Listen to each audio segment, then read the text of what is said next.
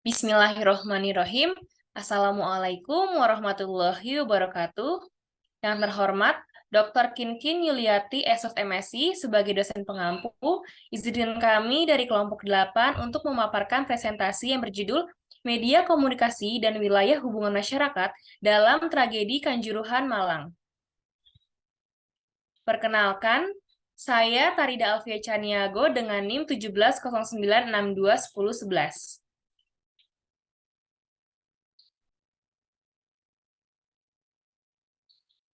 Saya Nadia Zahra dengan NIM 1709621053. Dengan saya Dina Aulia Nuriski, NIM 1709621067. Dan dengan saya, Sifari Hadatul Ais, dengan NIM 1709621084.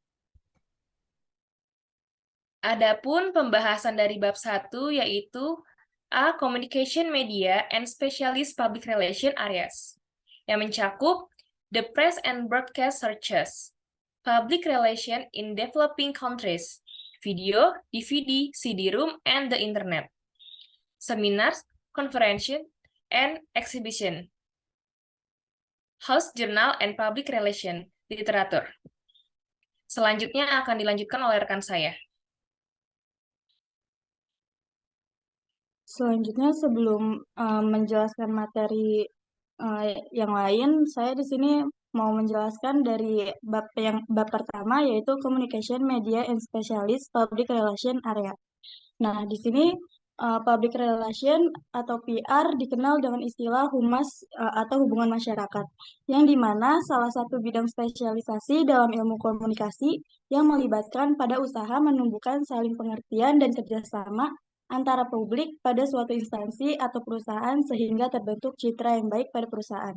Nah, cara membangun citra yang baik pada perusahaan itu juga bisa dalam bentuk iklan, aksi sosial, pameran, dan media massa. Kegiatan public relation atau humas ini pada hakikatnya adalah kegiatan komunikasi. Tetapi kegiatan komunikasi ini berbeda dengan komunikasi lainnya. Kegiatan komunikasi humas ini memiliki ciri-ciri tertentu yang disebabkan karena fungsi, sifat organisasi dari lembaga humas berada dan berlangsung, terus sifat-sifat manusia yang terlibat, terus publik yang menjadi sasarannya, lalu faktor-faktor eksternal yang mempengaruhi, dan sebagainya yang bersifat khas. Selanjutnya akan dilanjutkan oleh rekan saya.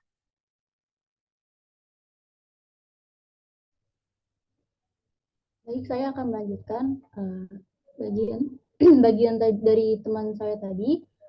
Yang selanjutnya adalah the press and the broadcast source, atau yang bisa kita artikan ke dalam bahasa Indonesia itu adalah siaran pers. Dalam Kamus Besar Bahasa Indonesia atau kita sebut KBBI Jilid 5 didefinisikan bahwa siaran pers adalah bahan berita yang disiapkan oleh pihak luar untuk pers. Sedangkan menurut Rahmat Kriyantono, dalam Public Relation Writing Technique, produksi media public relation dan publisitas korporat menjelaskan siaran pers adalah bahan berita atau informasi yang disusun oleh sebuah organisasi atau perusahaan yang menggambarkan tentang kegiatannya. Nah, siaran pers ini tidak serta-merta disamakan dengan berita yang ditulis oleh seorang wartawan. Berita dalam siaran pers ini harus melalui mekanisme perbaikan sesuai kaidah jurnalistik dan kebijakan redaksi sebelum diputuskan dipublis atau dimuat oleh media. Selanjutnya adalah Thomas Bivin dalam bukunya Handbook for Public Relation Writing menyebutkan bahwa press release adalah informasi yang dikirimkan oleh lembaga atau organisasi untuk media massa yang pada umumnya media massa cetak. Nah, menurutnya meskipun semua press release yang dibuat oleh bidang hubungan masyarakat atau disebut humas memiliki format yang sama, hanya saja memiliki perbedaan penekanan pada informasi dan jenis siaran pers itu sendiri. Selanjutnya akan dilanjutkan oleh rekan saya.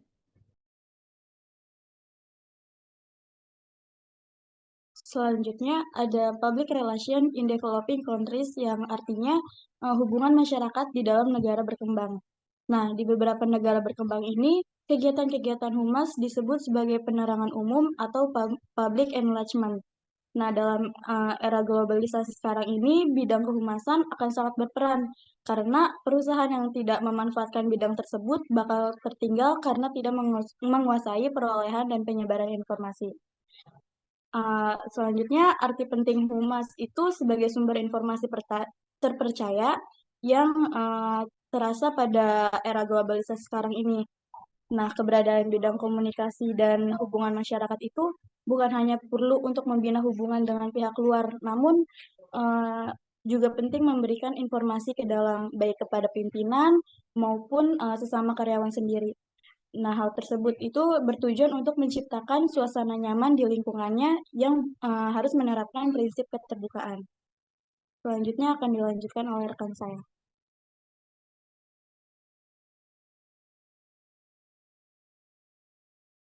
Oke, selanjutnya ada video DVD, CD-ROM, and the Internet.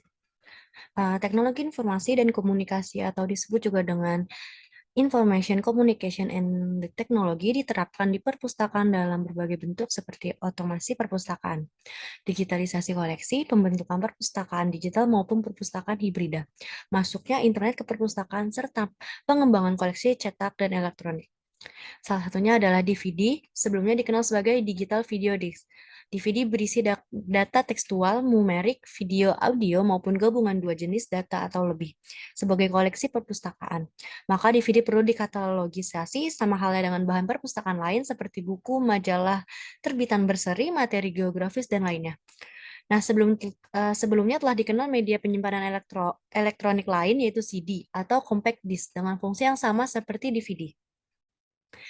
Sementara itu, kini internet telah menjangkau hampir seluruh bidang dalam kehidupan, ditinjau dari teori perspektif fungsionalisme tentang media yang dikemukakan oleh Dennis McQuail 2000. Internet sebagai media massa memiliki fungsi sebagai berikut. Nah, yang pertama itu information. Internet menyediakan informasi secara continuous atau berkelanjutan. Informasi yang disediakan selalu tak aktual. Setiap orang dapat mengetahui peristiwa dari berbagai belahan dunia hanya dalam waktu beberapa detik setelah peristiwa itu terjadi. Bahkan mengakses secara langsung melalui video streaming, internet juga memungkinkan untuk mengakses informasi tentang keadaan lalu lintas, ramalan cuaca, bursa saham, dan berbagai berita lainnya. Lalu yang kedua itu sebagai correlation. Internet membantu pemahaman informasi yang diperoleh melalui proses sosialisasi. Informasi dari internet tidak hanya berupa berita dari suatu peristiwa, tetapi juga disertai opini masyarakat dan analisa dari beberapa ahli.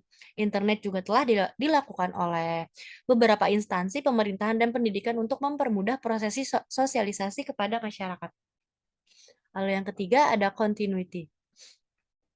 Internet memiliki fungsi dalam mengekspresikan budaya yang dominan, mengenalkan perkembangan budaya baru, serta menanamkan nilai-nilai yang umum berkembang di dalam masyarakat. Lalu yang keempat ada entertainment. Berbagai hiburan kini dapat diakses melalui internet, seperti game, online, jejaring sosial, musik, dan film. Berbagai hiburan tersebut dapat menghilangkan kejenuhan terhadap rutinitas kegiatan sehari-hari kita dan berbagai masalah sosial yang terjadi di sekitar kita. Lalu yang terakhir ada mobilization. Internet mendorong pembangunan ekonomi dan pekerjaan dengan memberikan dukungan. Internet juga dapat menggerakkan masyarakat untuk mencapai suatu tujuan tertentu. Baik, selanjutnya akan dilanjutkan oleh teman saya.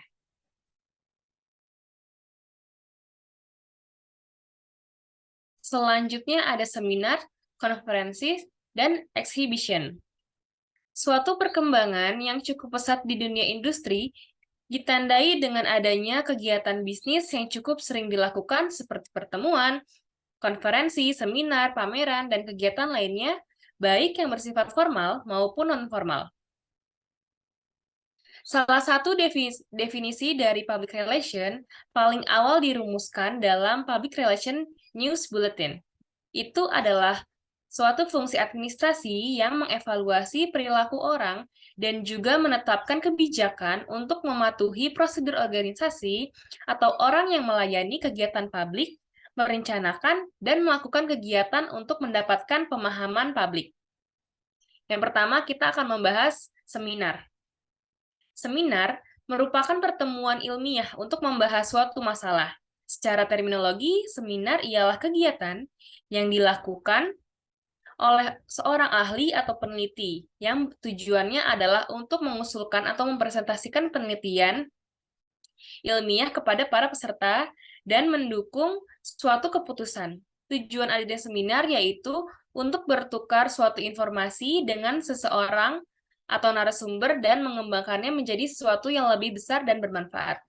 Kemudian ada konferensi. Konferensi merupakan rapat atau pertemuan untuk melakukan perundingan atau bertukar pendapat mengenai suatu masalah yang dihadapi bersama atau bisa disebut permusyawaratan. Konferensi juga merupakan salah satu media komunikasi tatap muka yang memberikan suatu kemungkinan bahwa dapat dikatakan dengan konferensi dapat mencapai suatu pemahaman bersama yang tidak mungkin menjadi mungkin. Dan yang terakhir ada exhibition, yaitu kegiatan yang dihadiri oleh sekelompok orang untuk melihat berbagai ajang pameran atau sejenisnya di dalam sebuah ruangan. Exhibition sangat berkaitan dengan public relation, yang dimana terdapat interaksi yang bertujuan untuk menciptakan opini publik dan menguntungkan bagi kedua belah pihak. Selanjutnya akan dilanjutkan oleh rekan saya.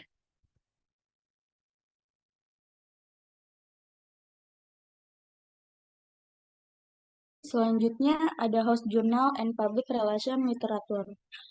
Host journal sendiri merupakan media korporat atau media perusahaan yang dipergunakan oleh seorang public relation untuk keperluan mempublikasi dan sarana komunikasi yang ditujukan untuk kalangan terbatas di dalam sebuah perusahaan. Nah, host journal ini juga dapat dipanggil dengan disebut juga sebagai berbagai macam, yaitu seperti newsletter, employer newspaper, dan company newspaper. Tapi pada dasarnya mereka juga memiliki fungsi yang sama. Selain itu, host journal juga terdapat dua jenis yang berbeda, yaitu host journal internal untuk staff dan eksternal untuk publik luar. Boleh di next.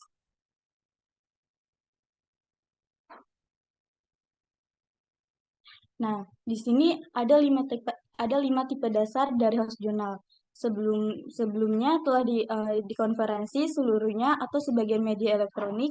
Tidak begitu banyak media, tetapi pesan sangat penting dan media yang paling tepat untuk mencapai target fungsi publik. Yang pertama ada the sales bulletin, yaitu komunikasi rutin, mungkin mingguan, antara seorang manajer penjualan dan perwakilan penjualan di sebuah perusahaan. Yang kedua ada the newsletter, yang dimana intisari dari berita untuk pembaca yang sibuk, yaitu istilah newsletter juga kadang-kadang digunakan untuk menggambarkan host jurnal cetak secara umum.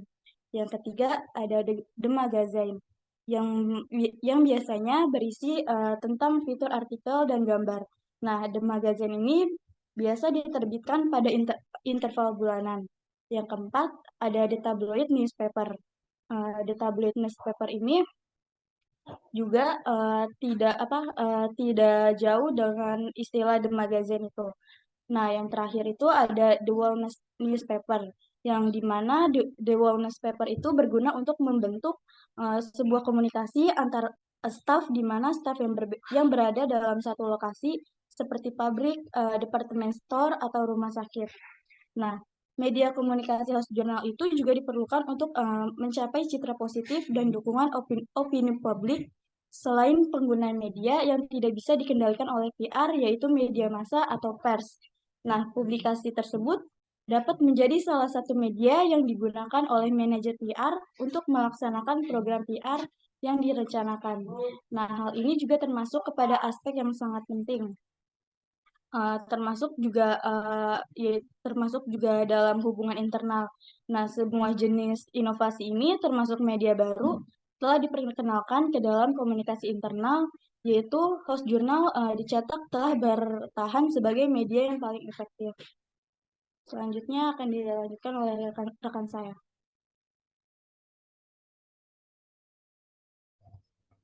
Baik, saya akan melanjutkan. Selanjutnya ini adalah Financial Public Relation atau biasa kita sebut itu PR keuangan. Ini adalah PR keuangan adalah menangani bidang-bidang yang menjadi perhatian dalam praktik komunikasi keuangan. Financial PR adalah divisi hubungan masyarakat dari sebuah perusahaan yang bertugas untuk membina hubungan investor yang positif tentang investasi perusahaan dan laporan keuangan, serta pengungkapan informasi yang tepat menurut jurnal Fairlex Financial Dictionary tahun 2012.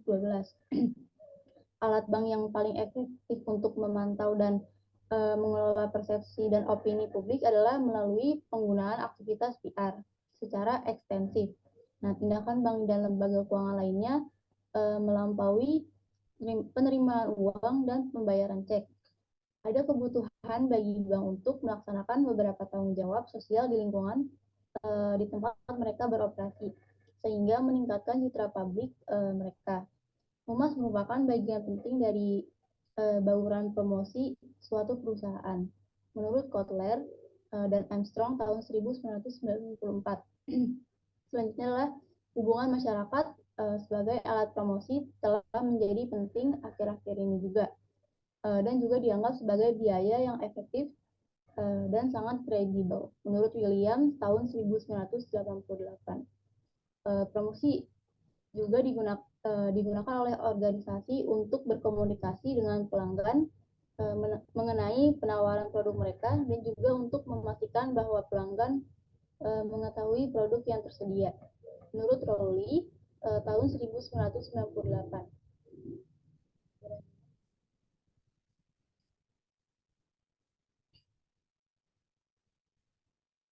Selanjutnya akan dilanjutkan oleh rekan saya. Baik, selanjutnya ada internal public relation. Public internal relation merupakan publik yang berada di dalam bagian sebuah organisasi atau perusahaan, contohnya karyawan, pemegang saham, manajemen, dan lain sebagainya.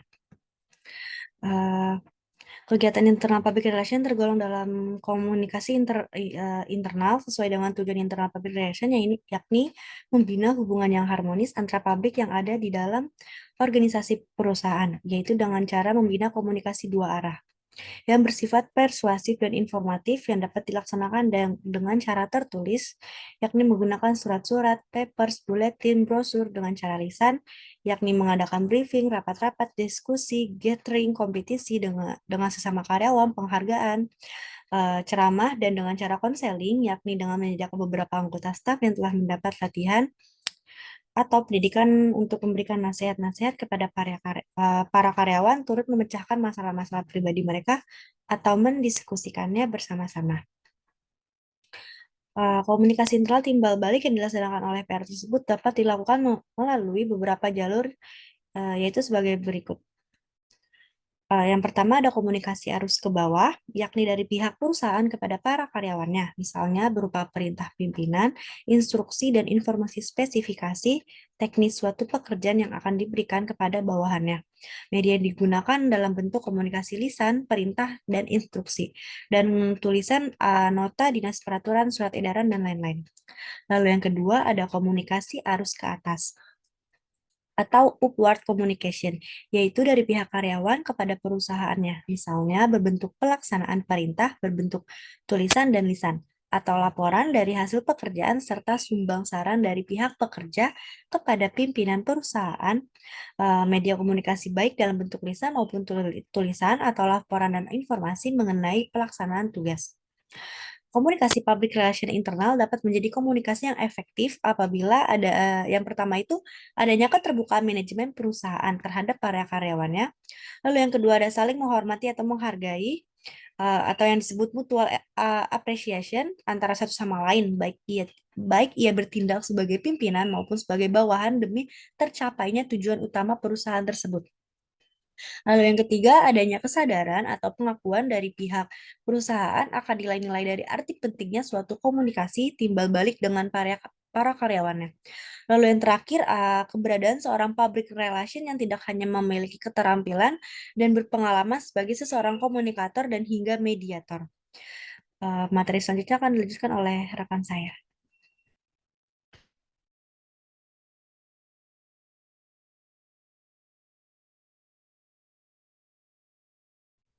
Baik, saya akan menceritakan cerita singkat kasus yang akan dibahas, yaitu adalah tragedi supporter di Stadion Kanjuruhan Malang. Nah, tragedi supporter di Stadion Kanjuruhan Malang ini menjadi yang terbesar di Indonesia dan di dunia. Pada tanggal 1 Oktober 2022, sebuah insiden ini sebuah insiden penghimpitan kerumunan yang fatal terjadi pasca pertandingan sepak bola di Stadion Kanjuruhan Kabupaten Malang, Jawa Timur. Nah, menyusul kekalahan tim tuan rumah yaitu Arema dari rivalnya yaitu Persebaya Surabaya, sekitar 3.000 pendukung Arema memasuki lapangan. Pihak kepolisian mengatakan bahwa para pendukung membuat kerusuhan dan menyerang para pemain dan official tim, sehingga polisi berusaha melindungi para pemain dan menghentikan kerusuhan tersebut. Namun massa justru bentrok dengan aparat keamanan. Sebagai tanggapan, unit polisi anti huru-hara menembakkan gas air mata dengan beberapa ke arah tribun selatan yang tidak terdapat gesekan, yang memicu berlarinya para penonton untuk menghindarinya. Nah, hal ini menimbulkan penumpukan kerumunan. Lalu sebuah penghimpitan kerumunan terjadi di pintu keluar yang menyebabkan sejumlah supporter mengalami asfiksia. Lalu sampai pada tanggal 24 Oktober tercatat ada sebanyak 135 orang yang tewas dan 583 orang lainnya itu cedera. Nah, bencana tersebut merupakan bencana paling mematikan kedua dalam sejarah sepak bola di seluruh dunia. Setelah tragedi Estadio Nacional tahun 1964 di Peru yang menewaskan 328 orang. Dengan demikian, bencana ini adalah bencana yang paling mematikan di Asia, Indonesia, dan belahan bumi bagian timur. Lalu pada tanggal 6 Oktober tahun 2022, Kepala Kepolisian Republik Indonesia, Listio Sigit Prabowo, mengumumkan 6 tersangka, yaitu Direktur Penyelenggara Pertandingan PT Liga Indonesia Baru atau disebut LIB, Kepala Petugas Keamanan Arema, Panitia Pelaksana Pertandingan Arema atas kelalaian, dan 3 petugas polisi atas penggunaan gas air mata. Boleh dulu.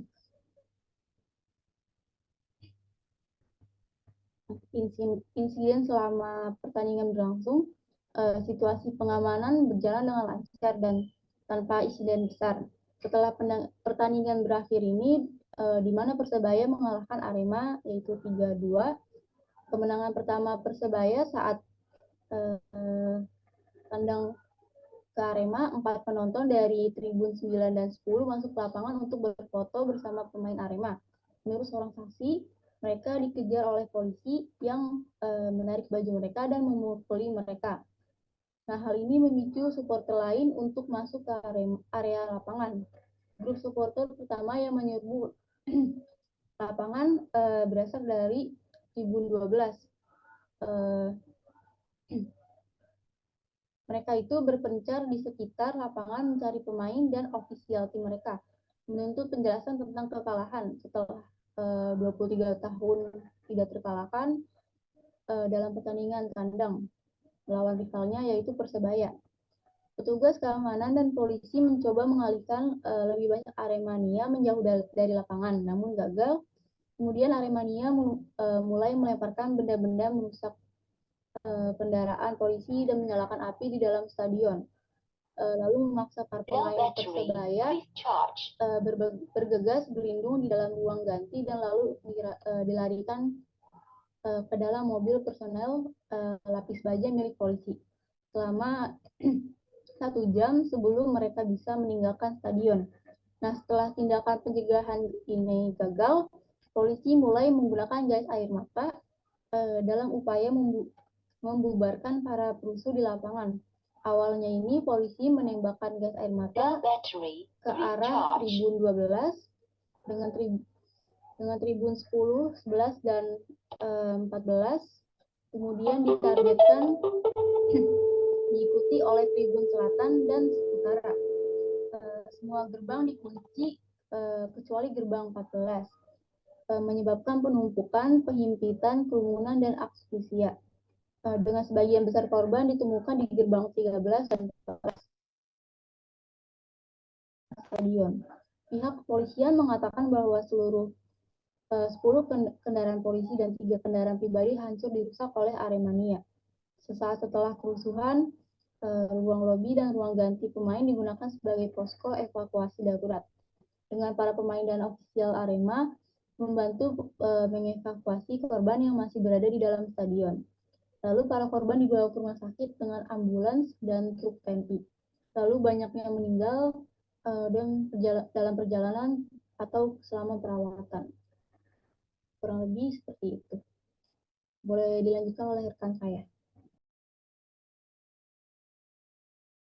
Oke, selanjutnya ada bab 2 yang mencakup keterkaitan media komunikasi dengan tragedi Kanjuruhan, dan yang B, perspektif tulisan.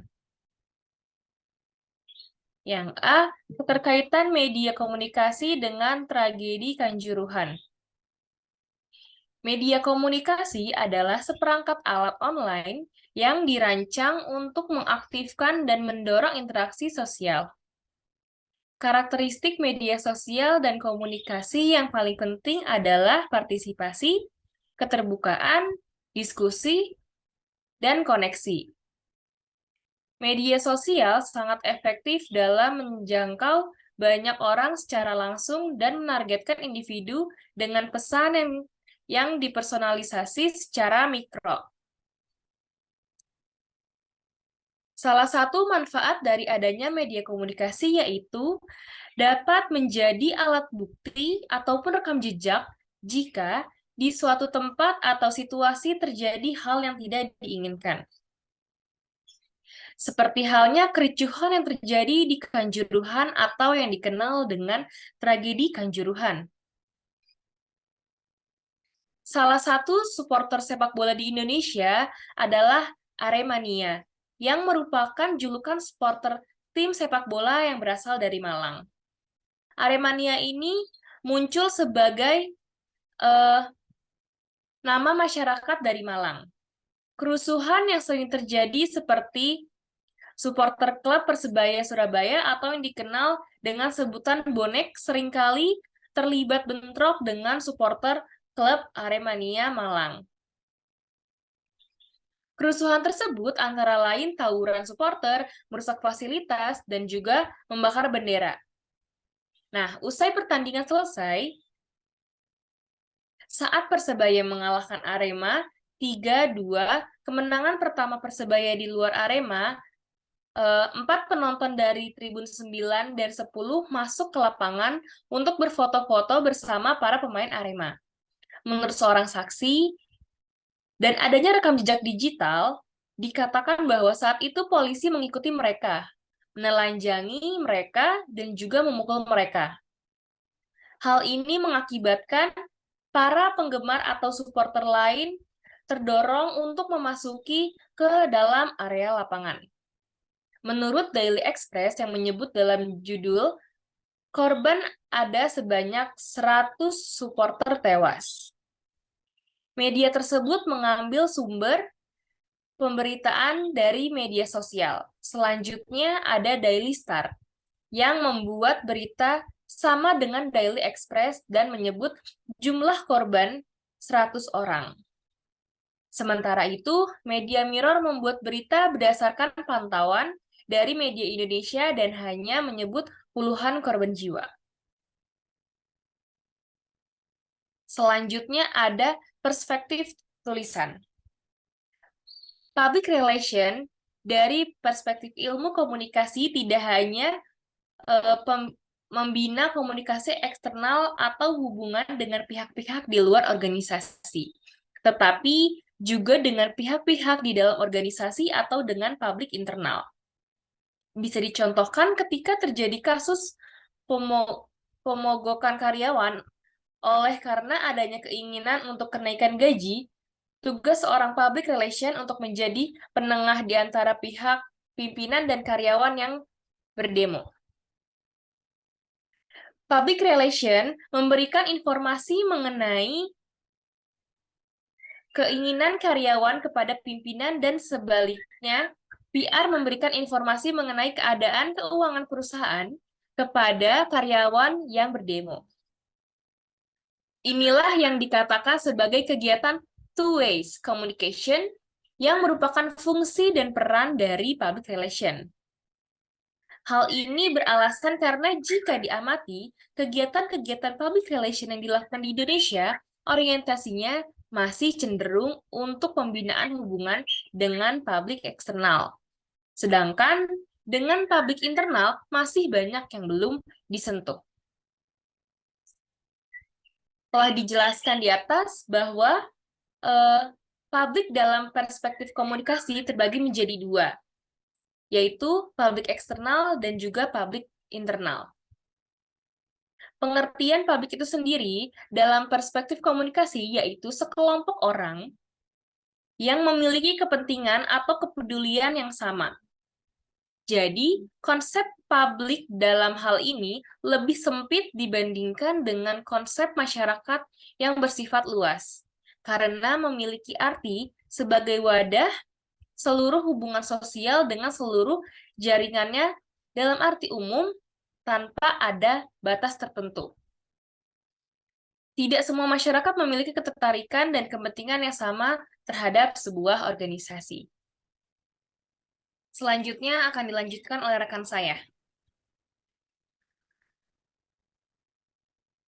Baik, untuk kesimpulan dari materi kelompok kami, yaitu berdasarkan kegiatan analisis terhadap materi yang diperoleh dapat disimpulkan bahwa manfaat dari adanya media komunikasi dalam kericuhan yang terjadi di Kanjuruhan atau yang dikenal dengan tragedi Kanjuruhan adalah sebagai bukti ataupun rekam jejak jika di suatu tempat atau situasi terjadi hal yang tidak diinginkan. Hal ini menunjukkan fungsi internet sebagai salah satu media public relations sehingga seluruh dunia dapat mengetahui peristiwa yang terjadi di suatu wilayah. Selanjutnya, next. Adapun saran, yaitu pemanfaatan media komunikasi sebagai public relations seharusnya dilakukan untuk hal-hal yang positif dan bermanfaat, bukan dengan penyebaran berita palsu atau hoax, maupun pengiringan opini publik pada suatu kubu tertentu. Baik, sekian dari kelompok 8. Kurang lebihnya mohon maaf. Wassalamualaikum warahmatullahi wabarakatuh.